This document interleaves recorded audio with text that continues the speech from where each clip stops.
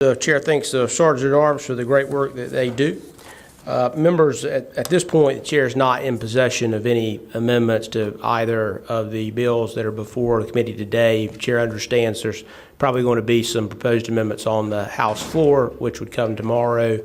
So just as an initial matter, as we've done, and everybody's done a great job on, do your best to try to send me your proposed amendments at least a couple of hours before session tomorrow so we can have some time to review them and talk to you about them to try to get some of those issues resolved. With that being said, members, will begin today with the Senate Bill 759, the Watauga County Board of Commissioners. We have Senator Heiss here with us today, as well as Representative Pickett.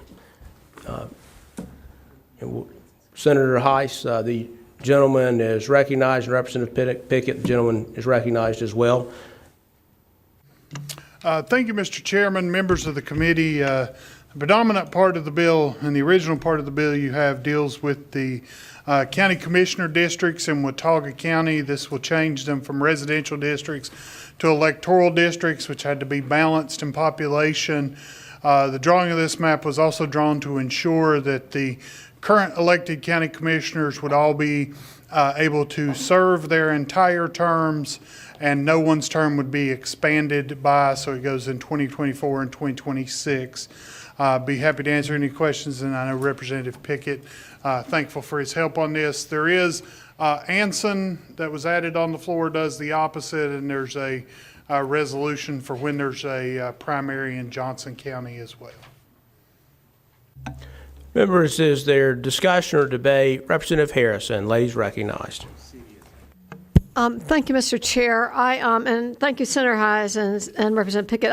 I haven't had a chance to do a deep dive into this, but I think I read in the press that this would split the App State campus. The districts would split the App State campus. Is that accurate? Yes, actually, Appalachian's enrollment's somewhere over 20,000 now. Watauga County is, as a whole, 55,000. So I do not believe the entire campus could be contained in one equal population district as well. The Hickory campus is not in there either in this map. We'd like to see it grow quite substantially. Representative Harrison, lady continues to be just a follow-up. Thank you. I appreciate that. And I guess to clarify, the current situation is that all 5 county commissioners are elected at large. Is that accurate? That's correct. They're required to live in districts, but they are elected at large. And we deal with a lot of concern from a lot of the county for people that don't feel they have a representation because a small geographic area is so dominant that they don't have representation in the outer parts of the county. Representative Jones. Yes, sir. As an alumnus of a county commission here in Wake County, I had a couple, 3 questions I wanted to ask about. One is with both respect to Anson and Watauga, respectively. Are these changes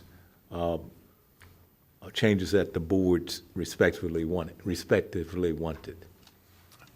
I'm not aware of any resolution from any board regarding these maps. Either way. Either way. Plus or minus. So what was the, if you mind if I could ask some more questions? The gentleman is recognized for a series of questions. Thank you, sir. So what initiated the idea to make these? I would not be able to comment on the Anson that was amended on the floor by Senator Craven.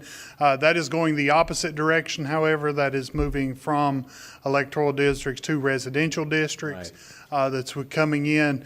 Watauga County, I've had multiple conversations with both current and former county commissioners in Watauga County who are interested in this, but more importantly from a lot of residents who feel that the predominance of the university and others in the electoral process means that they just aren't represented in the county and in the county elections. I see. Okay.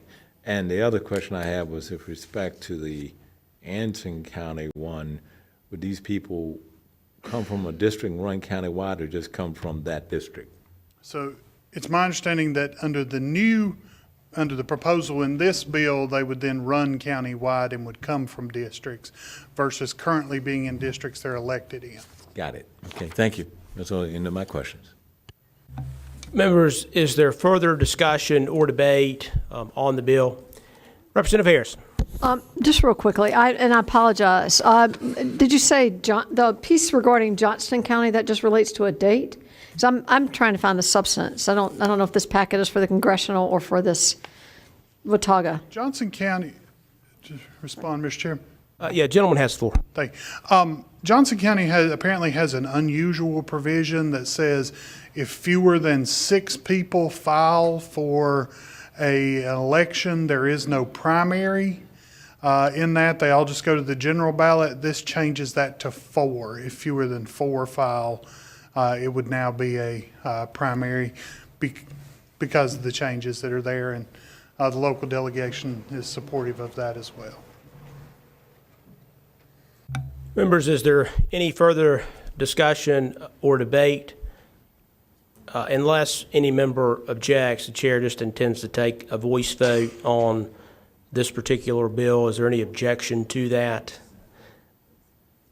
Hearing none, Representative Dixon moves for a favorable report. All those in favor will say aye. Aye. Aye. All of those opposed will say no. In the opinion of the chair, the ayes have it, and the bill receives a favorable report.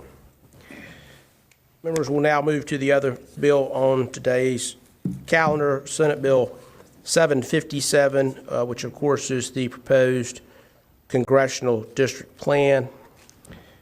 Senator Heiss will be recognized to speak to the congressional plan. And before we do that, the chair will just note the process that the chair went over a little bit the other day for drawing the congressional map, and that is that the House leadership and chairs worked on the map filed, and of course I think it may have been changed a little bit since then in the Senate, but the chairs of the 2 committees between the House and the Senate, as well as the leadership members in both chambers, worked on a congressional map. Again, it's substantially like what you see before you today, or at least exactly what it was before it was amended.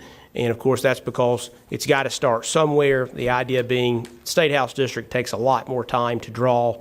The state Senate map is a bit easier. Several of their districts are drawn by groupings. And so the congressional map would start on the Senate side. And to be clear, as to the expert the House used on the House map, Mr. Springhetti, he didn't draw the congressional map that's being presented here today, or as it was filed. He did draw some congressional map, but we ultimately abandoned that plan and just decided to work with the Senate chairs because we obviously have to do that anyway to get some agreement between the 2 chambers. With that being said, Senator Heiss, the gentleman is recognized to speak to the bill. Thank you again, Mr. Chairman, members of the committee. I'm going to go through the districts what formed them and how they were formed, and across for the 14 districts. Starting Congressional District 1 is district taking in most of rural northeastern North Carolina, contains 21 whole counties. We have heard in this process it's important to keep the counties forming the belt along the northern border of the state together. We've also heard that the finger counties on the northeast constitute a community of interest. This version of Congressional District 1 keeps those counties together in one district. There is 1 split county in the district, Granville. There are 0 municipalities split by the district. There is 1 precinct split in Granville for the purpose of equalizing population. This district retains its current incumbent. 2nd Congressional District is located wholly within Wake County and contains more than 99% of Raleigh's population, also contains all of Knightdale and almost all of Wendell, as well as the majority of Garner, Rollsville, Wake Forest. There are 2 current incumbents in the district. Congressional District 3 is a district based in southeastern North Carolina. It contains 10 whole counties and 1 split county, which is Sampson. The district contains no split municipalities, and the only split VTD is required in order to equalize population. There is 1 incumbent in this district. The 4th Congressional District is based in the Greater Triangle area. Contains all of Durham and Orange County, as well as portions of Chatham and Wake counties. These counties have similar geography, industry, and proximity to the population base in the region near Durham and Raleigh. The district encompasses the whole municipalities of Apex, Scarborough, Chapel Hill, Durham, Hillsborough, and Pittsburgh. There is one split VTD in Chatham County and one in Wake County. Both were split to equalize population between the districts. The current incumbent is included in the district. Congressional District 5 is based in the northwestern corner of North Carolina and is made up of 9 whole counties. The district also contains a portion of Guilford County. There are only 2 split municipalities split by the district, Greensboro and Summerfield. Almost 75% of Greensboro's residents are kept together in Congressional District 5. The district is home to one incumbent. 6th Congressional District is made up of Davidson, Davie, Rowan counties, as well as portions of Cabarrus, Forsyth, and Guilford counties. This is a compact district that maintains a district taking in the suburban areas between Charlotte and the Triad that has existed in various versions of congressional maps since the 1990s. The district splits 1 VTD each in Cabarrus, Forsyth, and Guilford counties for the purpose of equalizing population. Congressional District 7 is made up of 5 whole counties in southeastern North Carolina, including Bladen, Brunswick, Columbus, New Hanover, and Pender counties. It also contains portions of Cumberland, Sanson, and Robeson counties. There are only 2 split municipalities in the district, Fayetteville and Lumberton. This district contains 3 split VTDs, 1 divided in each county. The district contains 1 incumbent. The 8th Congressional District is made up of 6 whole counties and parts of 3 other counties, Cabarrus, Mecklenburg, and Robeson. There is 1 split VTD in Cabarrus County, 4 in Mecklenburg, and 1 in Robeson County. Congressional District 9 is situated in the center of the state, contains 4 whole counties, and also includes portions of Chatham, Cumberland, and Guilford counties. 1 VTD is split in each of these counties. For the purpose of equalizing population, the current incumbent lives in the district. The 10th Congressional District is made up of 4 whole counties, as well as part of Forsyth counties. It is a compact district which connects the suburbs outside of Charlotte to the areas around Winston-Salem. It splits no municipalities and splits 1 VTD in Forsyth County for the purpose of equalizing population. The current Speaker Pro Tem of the U.S. House lives in this district. Congressional District 11 is a western North Carolina district, takes in most of the mountain counties and westernmost tip of the state, contains 15 whole counties, and splits 1 VTD in Polk County to equalize population. There are no municipalities split by the district. There is 1 incumbent in the district. The 12th Congressional District is a Charlotte district. Charlotte's population is too large for 1 congressional district, so it must be split.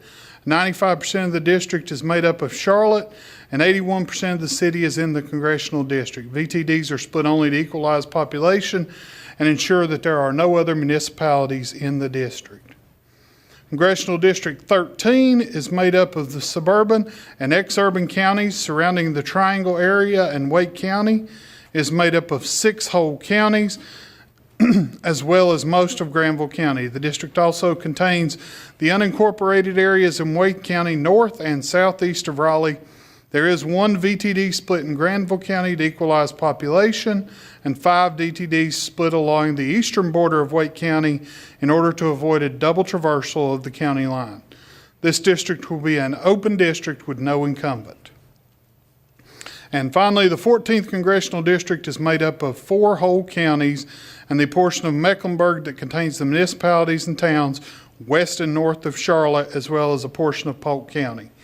The VTDs are split only to equalize population. There is no incumbent in the district. Going through our criteria, all 14 of these districts are drawn to 0 deviation or to 1 person less than the ideal. There is no point contiguity used within this map. The map divides only 11 counties. There are districts wholly within Mecklenburg and Wake County, which are the only 2 counties of sufficient size to contain a congressional district. Racial data was not used in the drafting of this map. There are just total of 20 split VTDs in the map, and all the districts are compact.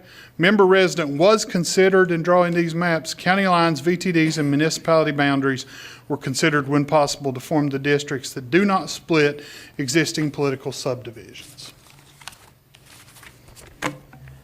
Members, is there discussion or debate on the bill? Representative Harrison, ladies recognized. Thank you, Mr. Chair. Thank you, Senator Hayes. So several questions, if I could be recognized and save you time. Ladies recognized for a series of questions. Thank you. So I'm looking at the criteria, and I'm just curious about, you continue to mention compactness. Yeah, lots of these districts don't look very compact to me, but I've just wondered, did you use the REAC Polsby Popper score, or was it just a visual compactness assessment? So both of those scores are utilized and are part of the stat pack that has been posted available with the maps. Thank you. Specifically, I'm looking, so another sort of general question I have is, did you consider drawing any VRA districts? So, as I said earlier, these maps were drawn without the consideration of racial data that's coming in. We have, in the city side, we asked multiple times for any groups that were considering meeting the Jingles criteria and others had data they would like to submit. We did receive from one outside group some information. The chairs made the determination that nothing in the data we saw required the additional drawing of those maps, specifically on the basis of race. And we have, after drawing these maps, staff has applied a stat pack that will show the BVAP percentages of each of the districts that are applied. Could you tell me specifically, does District 1, does the BVAP population drop from the current district? I believe there is a small change in the BVAP population, yes. Thank you. I'm really not sure how we comply with the VRA when we don't do our own racially polarized voting analysis. But on these districts, I'm from Greensboro. All we heard in 2021 was how the triad wanted to be kept whole. Guilford County wanted to be kept whole. The triad wanted to be kept whole. There was this symmetry that came with Greensboro, High Point, Winston-Salem, and that was accomplished in the map that the special masters drew. But this, once again, goes back to look similar to the 2021 map that was struck down that has downtown Greensboro connected to the Tennessee border. And I'm just curious about your thought process there. I guess to start with the first question you state, I believe very strongly that it is possible both to comply with the Voting Rights Act and avoid violations of the 14th Amendment by drawing districts on the basis of race that's coming in, and I believe that we have done so in this map. One of our provisions in the state constitution is to keep counties whole. And we have done this keeping 89 of the 100 counties whole. Dividing a county fewer times, if we had divided Wake County into only once, or we had divided Mecklenburg, meant that other counties within the state would have been divided, and our total number of counties divided within the state would have been less. That applies to Mecklenburg, Guilford, and Wake counties that's coming in. I personally believe that the more representation your area has in Congress, the more advantageous that would be to your area or district, but whole counties are our constitutional provision.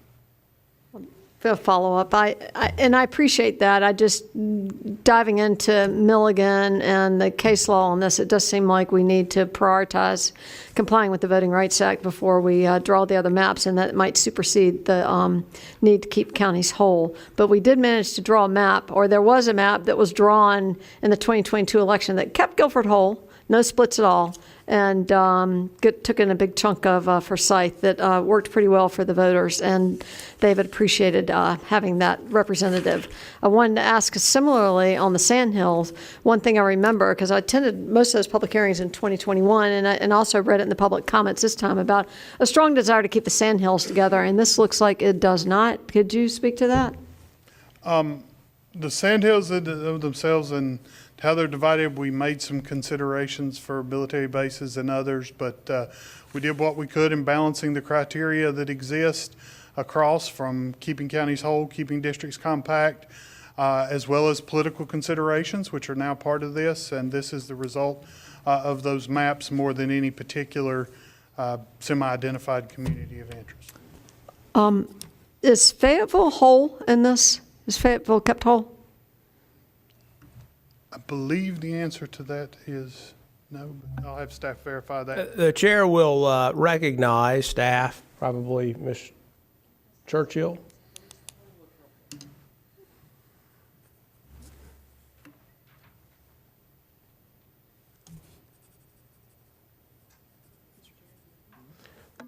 Erica Churchill is recognized. Thank you, Mr. Chair. The city of Fayetteville is split between Districts 7 and 9. The total population of Fayetteville is 2,501 people according to the 2020 census.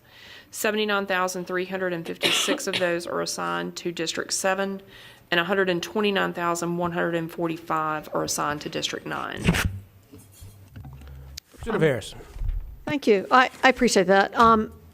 And I hope these aren't seeming hostile. I'm just asking questions. So I'm looking at the criteria and that you all adopted, and I'm trying to figure out. So I don't see a preference on VTDs. I don't see respect for existing political subdivisions. Okay, so county lines, VTDs, and municipal boundaries may be considered, but seriously, we've got some cities here, significant cities that are getting split. I'm just wondering how you prioritize which was more important on what you'd split. Okay. I do think it is important that I clarify that they're not adopted criteria that was coming in. These are the criteria from the chairs that they utilized to drop the map. This is not a committee process that was adopted and put forward. And the criteria that you have does not have a prioritization of those lists. This is a balancing act in which we look at all of those criteria and try to meet them congruently as well as possible. I appreciate that, and I guess I don't want to belabor these points, but I do feel like folks have expressed a strong desire to create maps that recognize the importance of keeping certain communities whole, and this does seem to fail on that. And we heard a lot from the public, really strong comments from those in the triad. Can I ask about 13? Because that just looks kind of crazy, and I would not describe that as being compact at all. Do you mind sort of talking a little bit about the logic on that map, that district, please? So this is a district created predominantly as of maintaining a full congressional district within Wake County. That the surrounding that congressional district, one of the traditional redistricting principles is avoiding what is called a double traversal, in which you cross the line in two separate places and leave a separation in between it. So it is through Wake County, it is garnered in such a way that that would not be an illegal draw for a double traversal, but it combines those counties around there. This is quite literally made up of a district that is the surrounding area around Wake County. Thank you. And I guess a final question when you're thinking about this map drawing, because I'm just looking at Greensboro again. As I said, downtown going out to Tennessee and the Virginia border would make sense. But then part of it going down into the Charlotte suburbs, and then part of it going down into the Sand Hills. And I'm just flummoxed about why this makes sense. I know folks back home are not going to be super happy, and I guess you've explained that you followed the criteria that y'all have tried to establish, but I can't really find any other rationale for this. I mean, I heard you say that we're divided into 3 different congressional districts to be happy that we have 3 people to complain to or ask favors of, but really, doesn't make any sense to me, and I really appreciate the work that's gone into it, but I am very disappointed. Thank you. I'm not sure I have a question, but I would assume that people with other criteria or other things would draw different maps. Further discussion or debate? Representative Hawkins, gentleman's recognized. Thank you, Mr. Chairman. Just a quick question. The partisan lean of this proposed map, is it 10-3-1? Is that sort of the way that it shakes out? I don't deny it's been characterized in that manner. I will say that the stat pack provides the statewide races, all the statewide races for 2020 and 2022, and how each of those results apply to each district. I think it's a good follow-up. Representative Hawkins, gentleman's recognized. I'll ask it another way. If I put Robert Reeves in each of these districts, would he have an opportunity to win? I think that would depend very strongly on the quality of the candidate he was in that district and how he related to those voters.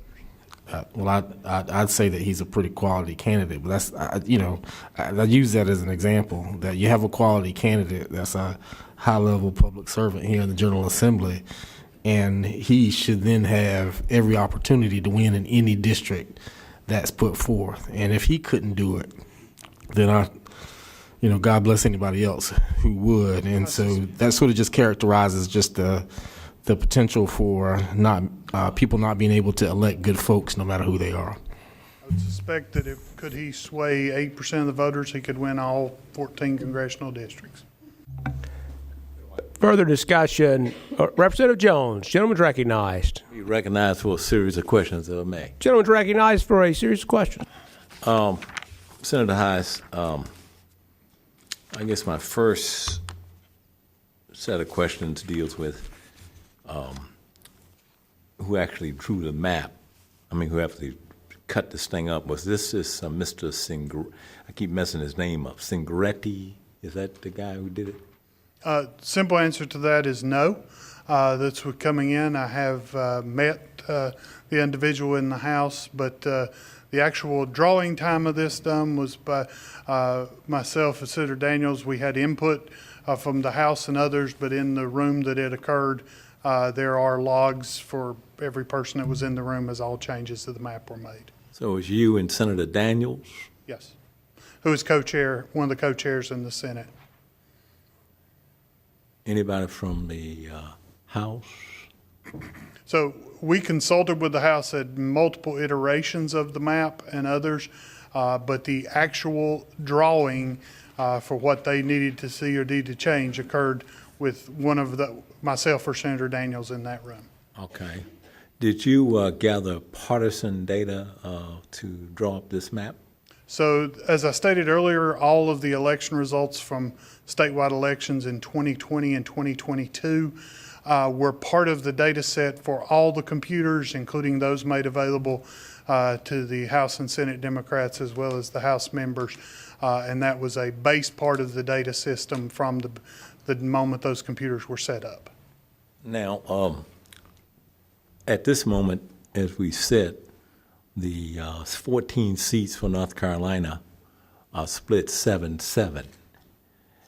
Under this map that we're looking at, I gather if the election to go to way, the population in the various districts tend to vote, it will go to either 10-3-1 or 11-3. Is that correct? I have no crystal ball. I'm given no predictions of the future. That's coming in with how candidates will influence or what will change politically.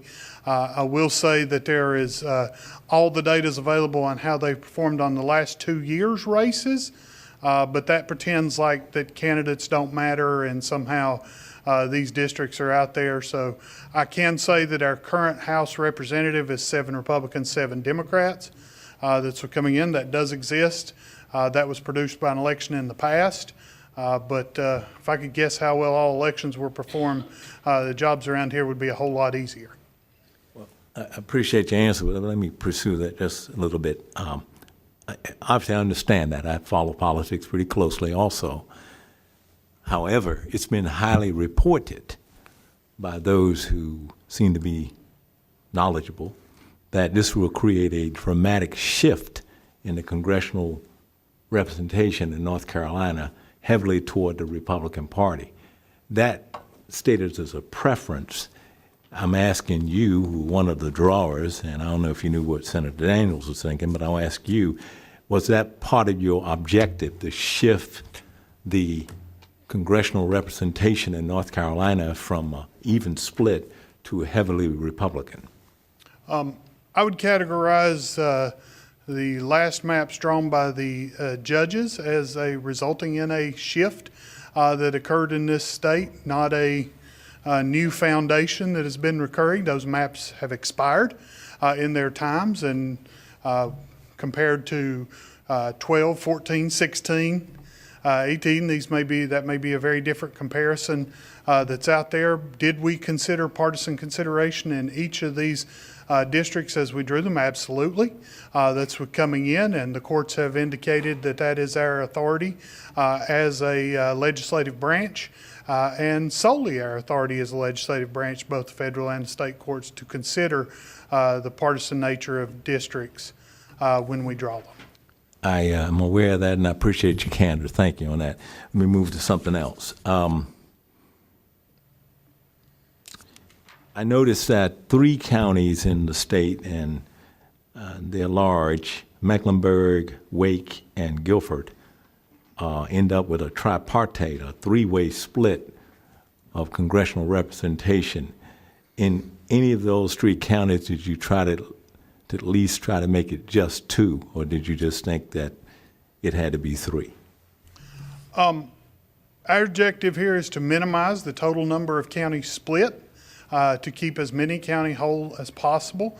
I believe that meant multiple divides in counties, and obviously that means in larger counties because those populations, for example, when I look at Wake and I look at Meck, those 2 counties at the get-go are larger than a congressional district.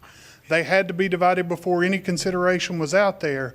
The divide portions of those are larger than most of the counties I represent, even currently, this week of it is. So the fact that occurs in the larger counties of the state for the multiple divides is not surprising to me in any way, and I think makes perfect sense. Well, isn't it, each congressional district has what, about 638,000, or something in the 600,000 range, is that correct? That is, I think they could get a specific number, but we had 8 congressional districts that were exactly at that number and 6 that were 1 less. Okay, so what I was thinking, if you had a county that, like Wake, my county, has over 1 million people, but you certainly could split it in half virtually and just get 2 congressional districts instead of 3. Wouldn't that be a possibility? If Wake County and its population had exactly divided into 2 congressional districts, I think a strong case would have been made to have done so, but clearly that is not the case. It would require additional counties to make up those congressional districts. Okay. Now, someone pointed out there's a large number of city splits around the state. Did you try to reduce that at all, or is it? Someone said it was over 60. Was that? Did I hear that number right? How many city splits were around? Oh, that was House. Okay. All right. I'm sorry. Mistake. Okay. Let me move on from that then.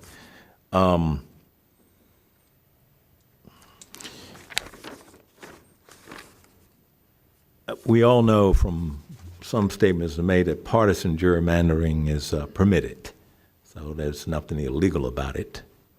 However, that being said, I guess I want to come back to the congressional shift here. A shift of 4 seats is pretty dramatic. And so was it your objective to maximize, let me put it that way, the number of Republican-held congressional seats was between you and Senator Daniels? Was that your objective? I would clearly say no. In maximizing the number of seats, have produced maps myself that may have performed historically better for greater numbers than these maps. which would disqualify the concept of maximum.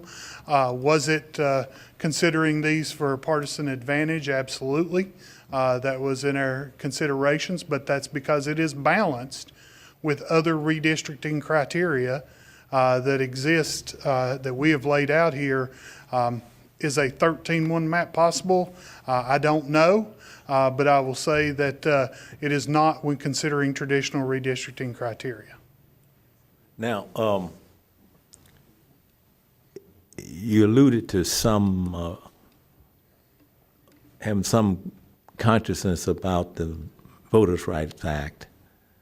And do you think what you've drawn up has been done in such a way that it can withstand VRA challenges, given that we all know that over history, a vast percentage of the African-American vote has gone to the Democrats.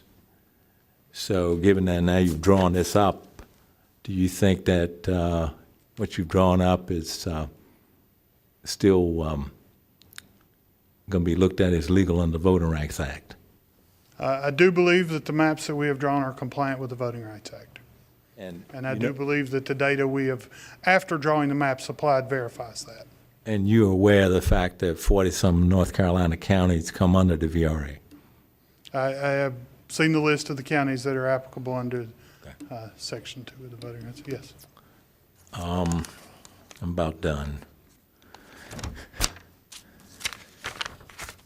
You may not need to respond to this, but I thought I'd throw it out just as part of my question, as part of my concern. Do you think that having a nonpartisan commission established by this body would be a better way of going about this process? I believe that the concept of drawing districts is given to the state legislature by the U.S. Constitution. I believe it is our duty as elected legislators to draw the congressional maps. Exclusively for congressional maps, the only other body given that authority is Congress itself under the U.S. Constitution. So even the people that utilize outside organizations, it is this body whose responsibility it is to draw these districts. So I guess your answer would be no, you would think a nonpartisan commission established by this body would not be the best way or the legal way to do it. I believe it would be us delineating our duties given under the Constitution. Okay. Those are all of my questions. Is there further discussion or debate on the bill? Okay, members, so we're about to vote, Representative Harrison. You got just a second, though. We'll do a roll call vote on this one if there's no further discussion or debate. So seeing none, Representative Dixon moves for a favorable report. All those who are in favor will vote aye, and all those who are opposed will vote no, and the clerk will call the roll. Representative Brockman. Representative Brockman, no. Representative Carney. No. Representative Carney, no. Representative Dixon. Aye. Representative Dixon, aye. Representative Fontenot. Aye. Representative Fontenot, aye. Aye. Representative Hardister. Representative Hardister. Representative Harrison. Representative Harrison, no. Representative Hastings. Aye. Representative Hastings, aye. Representative Hawkins. Representative Hawkins, no. Representative Humphrey. Representative Humphrey. Representative Abe Jones. No. Representative Abe Jones, no. Representative Brendan Jones. Representative Brendan Jones. Representative Lowry. Aye. Representative Lowry, aye. Representative Mills. Aye. Representative Mills, aye. Representative Reeves. No. Representative Reeves, no. Representative Warren? Aye. Representative Warren, aye. Representative Bell? Aye. Representative Bell, aye. Representative Sane? Aye. Representative Sane, aye. Representative Stevens? Aye. Representative Stevens, aye. Representative Torbit? Aye. Representative Torbit, aye.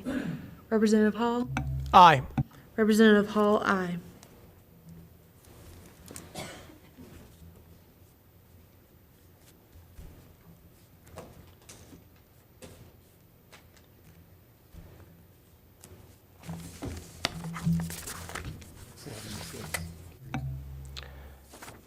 Members, with 11 having voted in the affirmative and 6 in the negative, the motion for a favorable report passes.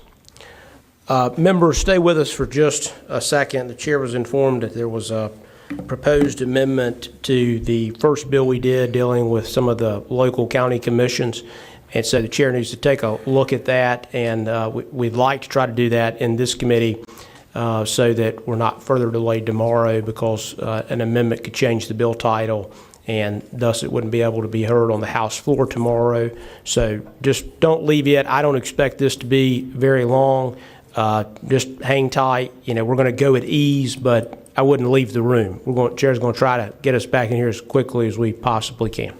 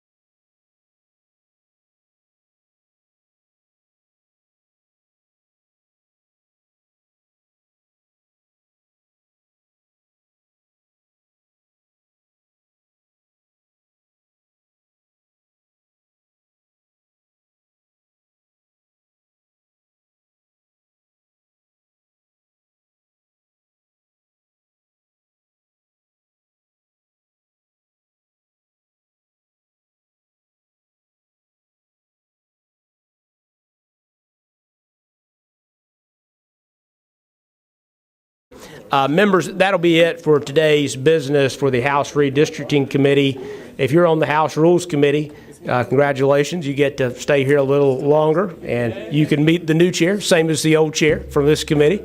And so what we were working on, so that members know, there's an amendment dealing with another local issue, but the timing of the two chambers tomorrow is such that if we amended the local bill that's before us here today, it may be that the Senate's already out of session by the time we get it passed out of the House tomorrow, which if we change it in the House, it's got to have a concurrence vote in the Senate. So the chair's spoken to the interested members, and we're going to try to find some other vehicle potentially for that tomorrow.